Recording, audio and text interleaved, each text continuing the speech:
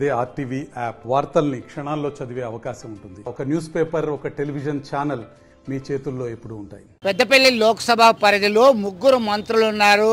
దానిలో ప్రధానంగా ముందు నుంచి కేబినెట్లో కీలకమైనటువంటి వ్యక్తిగా శ్రీధర్ బాబు మంత్రి నుంచి ప్రాతినిధ్యం వహిస్తున్నారు. శ్రీధర్ బాబు ఉన్నారు. అలాగే రెండవ దఫా మంత్రివర్గ విషయంలో రేవంత్ సర్కార్కి సంబంధించి కీలక నిర్ణయం తీసుకున్న నేపథ్యంలో గడ్డం వివేక్ వెంకటస్వామి చెన్నూరు ఎమ్మెల్యే, మాజీ ఎంపీ, చెన్నూరు ఎమ్మెల్యే, ఆయన మంత్రి, గనుల శాఖ మంత్రిగా బాధ్యతలు స్వీకరించారు. అలాగే ధర్మపురి నుంచి ప్రభుత్వ విప్పుగా ఉన్నటువంటి అడ్లూరి లక్ష్మణ్ కుమార్ సంక్షేమం, ఎస్సీ ఎస్టీ మైనార్టీ సంక్షేమ, దివ్యాంగులు, ట్రాన్స్జెండర్కి సంబంధించిన శాఖ కేటాయించడం జరిగింది. ఇది ఇలా ఉంటే వివేక్ ఒక విచిత్రమైనటువంటి పరిస్థితిని ఎదుర్కొంటున్నాడా అంటే అవుననే సమాధానం వస్తుంది.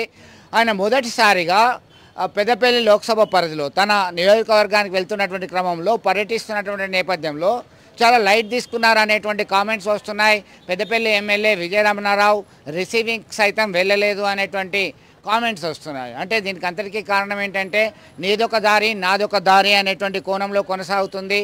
అక్కడ నుండి రామగుండం వెళ్ళినటువంటి క్రమంలో వివేక్ రామగుండం నియోజకవర్గంలో ఎంటర్ అయిన నేపథ్యంలో రామగుండం ఎమ్మెల్యే మక్కాన్ సింగ్ రాజ్ ఠాకూర్ ఆయన వివిధ పనుల్లో చాలా బిజీగా ఉన్నారు. వివిధ కార్యకర్తలు, అభిమానులు, నేతలు, ఇతర నేతలు గడ్డం వివేక్ని రిసీవ్ చేసుకున్నారు. ఆయనకి ఘన స్వాగతం పలికారు. కార్మికులతో తనకి విడదీయరాని అనుబంధం ఉంది. కార్మిక శాఖగా తన నాన్నగారు చేసినటువంటి కృషిని ఆయన గుర్తు చేసుకున్నారు. అలాగే వారి అడుగుజాడల్లో కార్మికుల సంక్షేమం కొరకు నిరంతరము కృషి చేస్తాను అని చెప్తూనే ఈ ప్రాంతంతో తనకు విడదీయరాని అనుబంధం ఉంది అని చెప్పారు వివేక్. అయితే ఇక్కడ ఖచ్చితంగా మనం ఈ అంశాన్ని గమనించాల్సినటువంటి అవకాశం కనబడుతుంది. పెద్దపల్లిలో విజయరమణారావు రాలేదు, రామగుండం నుంచి మక్కాన్ సింగ్ రాజ్ ఠాకూర్ రాలేదు, మంత్రి నుంచి అలాగే ఆయన మినిస్టర్ బిజీగా ఉంటారు శ్రీధర్ బాబు. మరొక వైపు మంచిర్యాల ఎమ్మెల్యేగా ఉన్నటువంటి ప్రేమ్ సాగర్రావు చివరి వరకు తనకు మంత్రివర్గంలో చోటు కావాలని ఫైట్ చేశారు, గట్టిగా పోరాటం చేశారు. ఆయనకి మంత్రివర్గంలో చోటు దక్కలేదు. ఆయన అసంతృప్తి వ్యక్తం చేస్తూనే ఉన్నారు. ఈ క్రమంలో మంత్రిగా పదవి చేపట్టినప్పటికీ ఈ నీదో దారి నాదో దారి అంటూనే మన ప్రత్యేక దారి కొనసాగడమేనా, నా దారి రహదారి అంటూ ముందుకు వెళ్ళడమేనా అనేటువంటి చర్చ అయితే పెద్దపల్లి లోక్సభ పరిధిలో మంత్రి వివేక్ సంబంధించి అయితే హాట్ టాపిక్గా మారినది అని చెప్పుకోవచ్చు. దానిలో వివేక్ వస్తుంది, బొమ్మ వస్తుంది. ఇవన్నీ కూడా కేవలం కార్మికులకు న్యాయం చేయాలని చెప్పి ఆ రోజులలో కొట్లాడిన కాకా వెంకటస్వామి గారు, సింగరేణి ప్రజలు, రామగుండం ప్రజలు అందరూ కూడా కాకా వెంకటస్వామిని గుండెల్లో పెట్టుకున్నారు.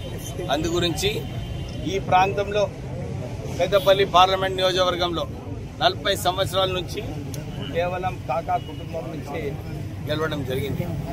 వారు 3 సార్లు గెలిచినారు, నేను ఒకసారి గెలిచిన, ఇప్పుడు మా కుమారుడు వంశీ ఒకసారి గెలిచిన.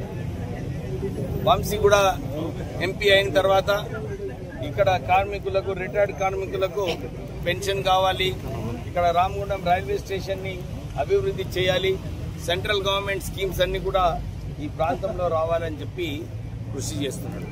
నేను కూడా ఎంపీగా ఉన్నప్పుడు నాకు ఒక అవకాశం వచ్చింది. ఈ ప్రాంతంలో రామగుండం ఫర్టిలైజర్ ప్లాంట్ ఏదైతే మూసివేశారో ఆ రోజులలో మన్మోహన్ సింగ్ గారితో మాట్లాడి 10,000 కోట్ల రూపాయలు రుణమాఫీ చేయించి ఈ రామగుండం ఫర్టిలైజర్ ఫ్యాక్టరీని రీఓపెన్ చేయడం జరిగింది. ఎవరు ఏమనుకున్నా కానీ ఈ ప్రాంత ప్రజలందరూ కూడా వారి ప్రేమతోనే మేము ముందుకు వెళ్తున్నాం. ఆ ప్రేమ ఈ రోజు కూడా మళ్ళీ ఒక అవకాశం వచ్చింది. నేను మంత్రిగా కావడము, ఈ పెద్దపల్లి పార్లమెంట్ నియోజక ప్రజలందరికీ కూడా సేవలు మరింత ఎక్కువ చేయడానికి ఈ అవకాశము మంత్రివర్లుగా రావడము, ప్రజలందరూ కూడా ఏదైతే సమస్యలు ఉన్నాయో డెఫినెట్లీ వాళ్ళందరికీ కూడా అండగా ఉండి వారికి పని చేస్తానని చెప్పి మరొకసారి వారికి భరోసా ఇప్పిస్తుంది. మరిన్ని వీడియోస్ కోసం ఛానల్ ని సబ్స్క్రైబ్ చేయండి, లేటెస్ట్ అప్డేట్స్ కోసం వాట్సాప్ ఛానల్ ని ఫాలో చేయండి అండ్ లింక్ డిస్క్రిప్షన్ లో ఉంది.